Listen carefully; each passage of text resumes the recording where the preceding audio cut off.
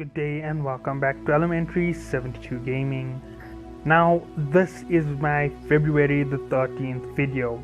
It's a Warroom video since Warrooms are my favorite, and this is my channel's 6-month anniversary. So it is now 6 months old since I have started uploading videos, and obviously that is a very good time for me. It also means that Eve Echoes is 6 months old, and yes, we do know there's a ton of things going on in the game. I highly doubt that it's going to make much of an impact. It's basically picking up a little bit of speed. It's now 20 versus 83, but obviously 83% are on the side of the insurance system, so it is really going to stay. So let's get into the new Warroom aspects with the insurance system impacting war. So war has changed its outflow. Losing things isn't as big a deal as it once was, and this accounts for ships. So an expensive ship loss isn't an expensive loss, it's a much cheaper loss than it used to be, thanks to insurance. However, when it comes to that very same system, corp outposts and capsuleer outposts aren't afforded insurance as far as I know. It might be given an insurance plan, I'm not 100% sure on it, but nonetheless those are very expensive structures for corps to put up. And with that being said, that means there's still an industry for structure builders. Obviously I'm a structural industrialist and a general PvE player. So yes, there we go. Structures might still be a very viable resource in terms of the market, one of the most expensive production points and one of the most important production points. As we know, there's some corps who are masters of losing citadels. I'm just having a little bit of fun with the statement made. Someone actually posted up, if you want to learn how to lose citadel, you can always ask us. We're the masters of it. We've lost 5 already. But anyway, beyond that point, let's get into the rest of this video. So we know that corp citadels are still going to be a big part. You can fight them, you can destroy them.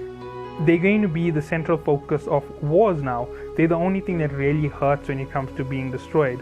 You can destroy an entire fleet of battleships and it's not really going to cost all that much. Even though you've destroyed over 120 billion, it's only costing the enemy 30 billion to restore it. So it's not 30 billion it's going to cost them. 30%, yeah, 120 billion.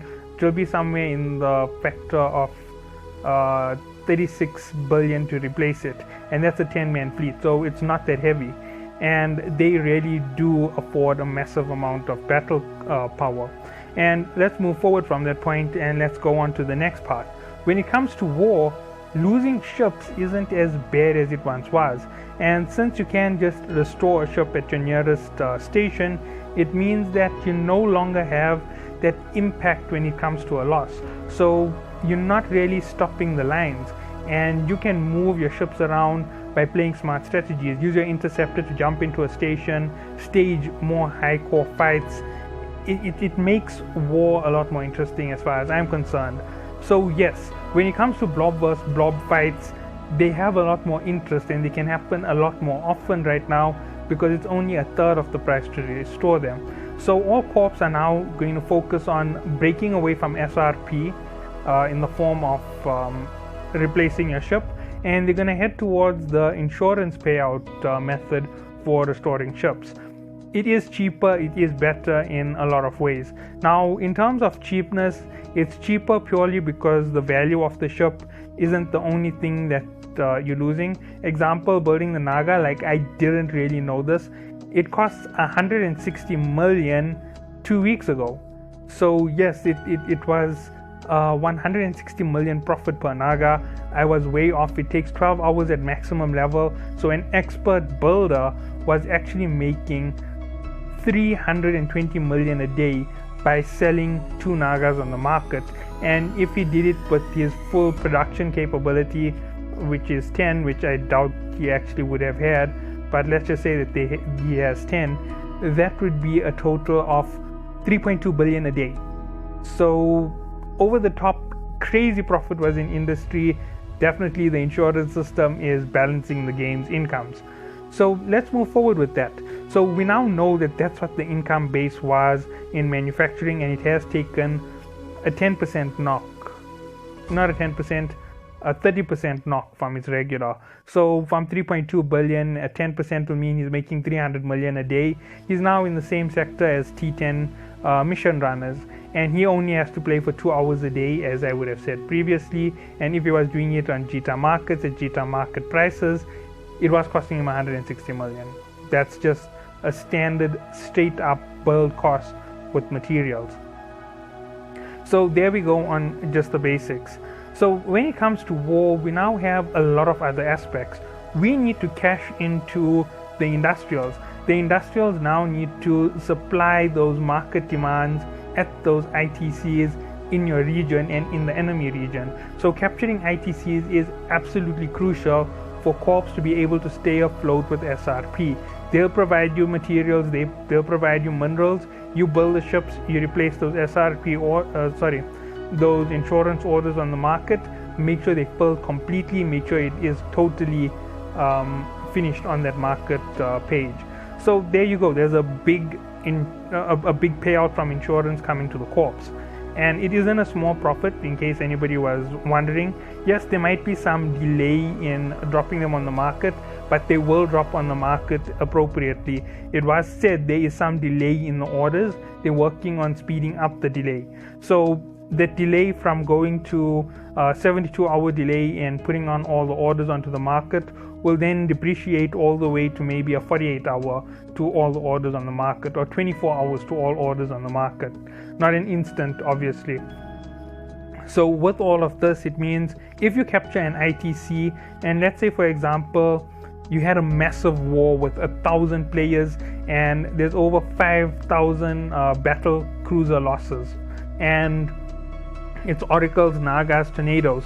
If you have enough forces who have rallied around the ITC, you've filled it up with materials, you have your industrialists pumping out orders to the maximum, to the full speed, all they've got to do is fill out those orders. Once those orders are filled out, they're making profit by the bucket load.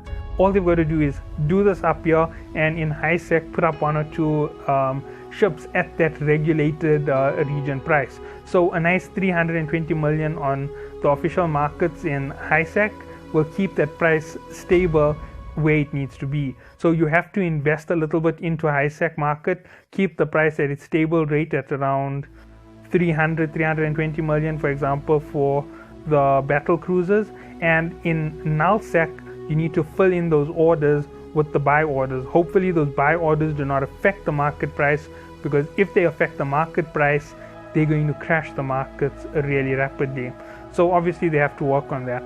In terms of Plex returning to the market, obviously it's not working fast enough, it's moving very slow, just like the delay system. So there is another aspect. But how does this relate to war? And that's exactly what this is, a war room video. So in wars right now, what seems to be more important is having the ISK to sustain your army.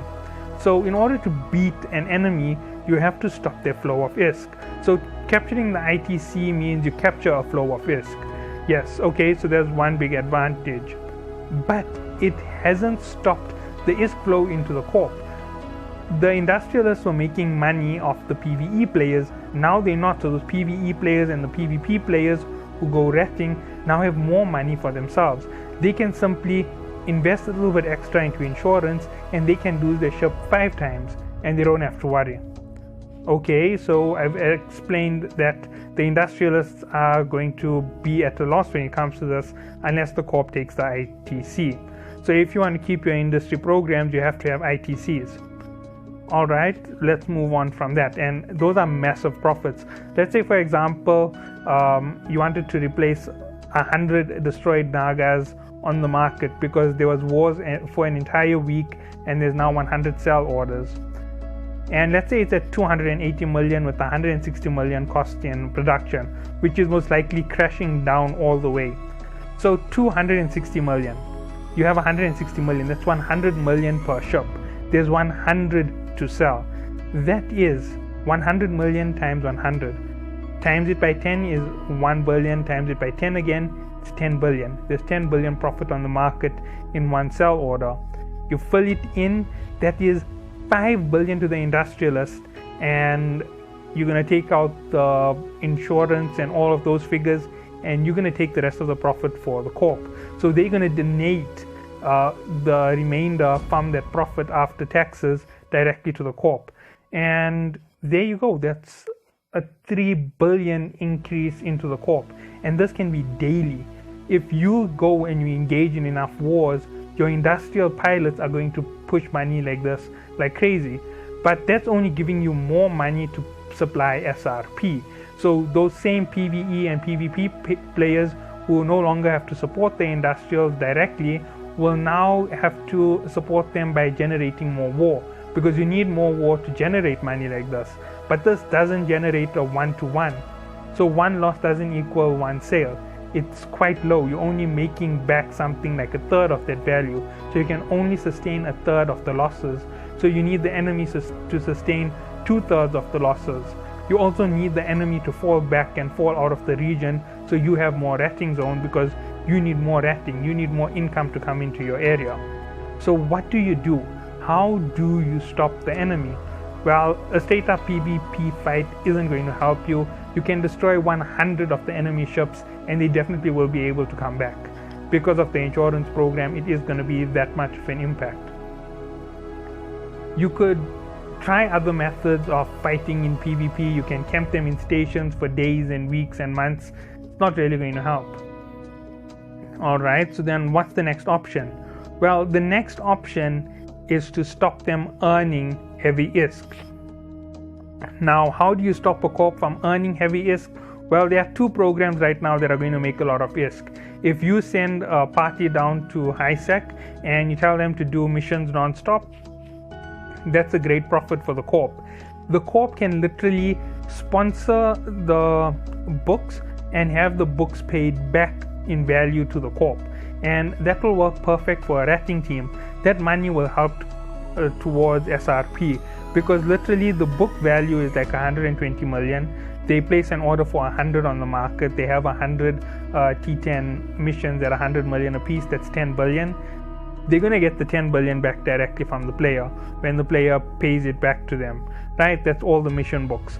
Then the next thing that they're going to get on top of those missions is the reward from the missions, and that's not another 10 billion coming in. That's it's not way less, it's 3 billion coming in, and that is without tax hitting it at all. All the taxes that go into that 10 billion that you invested to make your 3 billion is only going to come out to something like, I'm just working it out in my head, to something like 1 billion. 1 billion is lost. So 2 billion profit running missions in HiSec, and you could complete 100 in an hour if you send a big enough fleet down to do it. Obviously that's 100 players doing missions all at once, 10-man fleets all going at it non-stop, and that's 2 billion to the corp an hour. That's way higher than you need for sustaining the corp. If you decide to do it for 3 to 4 hours a day, there's 8 billion coming into your corp. Fantastic ways for your corp to now sustain their war programs. So yes, there is that opportunity. Buy out as many missions and have people do them in HiSec to sustain your war efforts, and that's going to help your SRP program. That is now making up for another part of your SRP. Alright, so we've got 2 parts of SRP covered. We still need one more part. As I said, you only had a third from the selling of the orders on the ITC. You now need another third from another aspect. You got it from HiSec missions, and now you need one more third to come in, and that is going to be your your nullsec rating. But you also need to affect the enemy. So you can't affect them on HiSec rating because you can't fight them in HiSec. You can buy the missions and hold all the missions as far as possible in the high value range so that they can't do it. So there you're winning again. But now comes in a little bit of a tough situation. What do you do to stop them from progressing any further? And when I say progressing any further, I mean it. I mean, how do you stop them from getting ahead of you? How do you stop them from becoming the next big threat? Well, it's not a simple solution. It is a bit complex, but just hear me out. In order to stop the enemy from becoming more pronounced and more powerful, you're going to need a nice big fund, and to get that big fund you need to rat in nullsec, and you need dead spaces and high level inquisitors above level 6 so that you can get rig 2s and rig 3s. But if you have low level inquisitors like base 3, 4 and 5, you're not getting that high income. The income is really low, and leveling up base 1, base 2, base 3, base 4, base 5 is very simple. Base 6, 7, 8 and 9 take a long time to level, all the way to level 10. That's about a 12-day period to level them all up. So if you go into an area with the CTA, carry with you a PvE fleet. Now what is the PvE fleet going to do? The PvE fleet is going to break off from you, at least a 50-man PvE fleet, and they're going to burn all the bases. Now once all the bases are down, you don't want to leave all that loot lying around without anybody taking it, so get your industrials involved in the war process, get them to do a hauling fleet. They're going to jump in Heron covert ops, Imicus covert ops, all of those large hauling covert ops vessels, and jump into your war territory. So there you go, they're now into your war territory, they're picking up all this loot from the PvE fleet. Obviously they're jumping in at a later point when they're about to leave, pick up all the loot. That's not billions, actually it's hundreds of millions worth of loot from a base, and then they just clear up the sector. You knock everything down in the sector with such a large fleet, it shouldn't take too long. Break up into your 5-10 man fleets, knock every single large, knock every single medium, knock every single small. Once they respawn, you leave them alone, jump to the next sector, do the same thing. You don't want to leave one ISK for your enemy. You want everything gone for yourself. So once everybody is filled up, the haulers will move out again to where you based. They're going to drop off all the loot and they're going to return as fast as possible. In this whole time, the war is still continuing wherever the war front is. Remember, your haulers can have a 50-man fleet as well, the miners. They're just going with hauling vessels. They're very cheap. They're spending 130 to 40 million hauling stuff. They can go invisible if anybody tries to catch them, and then they can run away at a later time when nobody is in the sector. They can jump to a safe spot, go invisible, and it's even harder for the enemy to find them. Alright, so I've given a nice way to really hurt them, but obviously with a 50-man fleet you are limited. A 50-man fleet is going to take down a base in about 20 minutes. So that's what they're going to do to take out a base. They're going to take out the entire sector in about 10 minutes or 30 minutes to a sector. So most operations run between 2 and 3 hours for reasonable corps, and this is how it's going to run. If you have 2 hours, that means you can take out 4 sectors. So 4 sectors on the outer edge, knocking away their ability to earn, but you're also knocking up their ability to earn in all the regions that are below it, because dead spaces can't spawn in those few sectors. Now when you come in the next op, if you go to 6 hours, you can knock out 6 sectors. Obviously that's the way that it goes. Now most nullsec areas have a figure of about 64 to 84 individual sectors. That's quite a bit of individual sectors for you to have to hit. And if you count it up, if you can only do 6 in the period of a CTA, that means you need to push it up to 10 CTA operations to actually kill that corp. So 10 CTAs to destroy your corporation's earning capability, and that's not even a guaranteed end to them. You'd have to run 2 ops a day, 2 3-hour ops a day, 1 in the morning, 1 in the night, and it's going to give your PvP players a nice buzz for PvP. It's going to give the PvE players a massive buzz when they go through. But here's the catch when it comes to the haulers. The haulers will only be able to haul regular loot. All mission class loot will stay in those fighters, in the big ships that are in that entire fighting operation to knock out the bases and everything. So if you run into a dead space, you take the dead space out, you fill up your haul. With 50 players, that's about a 10-minute dead space. And that's because faction ships are really tough in comparison to regular ships. So that's about the amount of time that it's going to take you. I've done a T10 dead space in Garista space in about 20 minutes with a 4-man fleet, and that's just a sign of how good that fleet was. 4-man, 20 minutes to complete a Garista T10 dead space. Fantastic. I'm not counting in time we sit picking up loot, because that's an entirely different story. With the 50-man fleet, you can just go in, finish off everything. One person will stay around, the fleet commander most likely, pick up everything in that room, jump down into the shield bubble, and you'll finish off that last level in no time. And obviously, if it was 4 men in 20 minutes, a 5-man fleet is just going to obliterate the dead space. It obviously might be the same thing for the bases, because as far as I remember, the last wave on a base is 150 enemies. If you have 50 of yourselves, you can blast through them in 5-10 minutes. Obviously, it's within reason. If you all hitting the same targets, obviously you're going to miss a lot of shots. It will extend it to maybe about 30 minutes, as I'm saying. But yes, there you go. You could even get faster on that clearing depending on how you break up your systems. So if you have a whole lot of players who focus on smalls, like you have 5 fleets, so 2 fleets on small enemies, destroyers and frigates, they blast them out. 2 on your next level, which is cruisers and battle cruisers, they knock them out. And 1 fleet on just everything big in battleships, they start knocking out battleships from the start.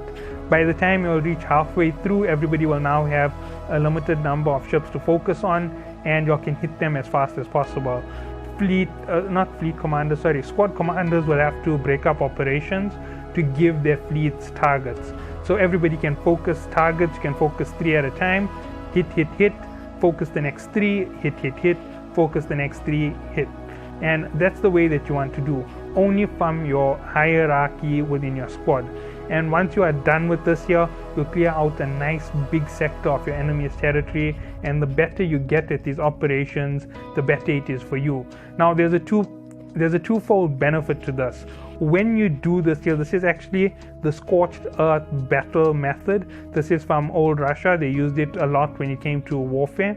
If you use the scorched earth method and you scorch everything that the enemy can earn off, and you wipe out the entire territory, that means, say for example, in the southern area, you got Faith Abolis, Impasse, Astoria. Let's say that we wanted to knock out an enemy from Astoria. You wipe out everything, every base in Astoria, you'd level to 0. And you yourself pull your feet back into your territory. You wipe out a whole long region around yourself. Obviously, this is a whole fire breaker basically to make it very hard for the enemy to hit you. And you select your 5 strong areas to host your ratting. This is going to allow you to have this strong area fleets, and all you've got to do is just go in there and rat. If anybody wants to make quick income and kill easier rats, they jump out to all the smaller ones, they level up those systems, and as they're trying to level them up from level 1, they keep generating dead spaces in the higher level sectors, because obviously the rate of dead spaces is 1% to all base kills. So if you do this here, it's obviously going to be 1% of all Sanchez is going to be dead spaces, so it will force it to spawn.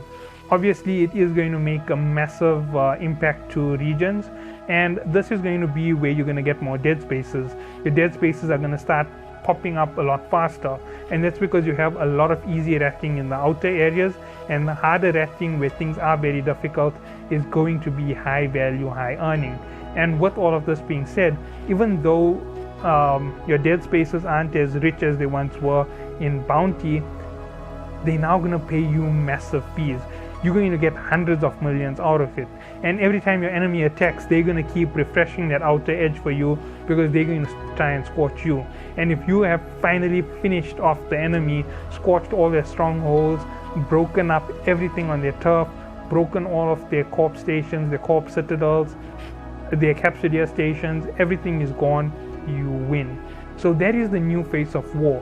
War is no longer a simple strategy. It's no longer fight A against B and win. It's fight A and B to allow C team to scorch the area, then allow B team to take in all debris and reprocess it for extra profit. That's the whole idea. You can't run a single CTA squad anymore. If you are in a big corp, you need to start building up 3 or 4 different CTA squads. It is the new face of war. So that is the whole idea behind it. This is going to allow SRP through insurance to be a lot easier, and it will make the insurance system better for us. Obviously, if they do introduce new programs like a new activity in PvP or PvE that comes through missions or encounters, they're going to throw up the value of systems and items in the game through the roof. I hope that you all have enjoyed. See you all in the next one.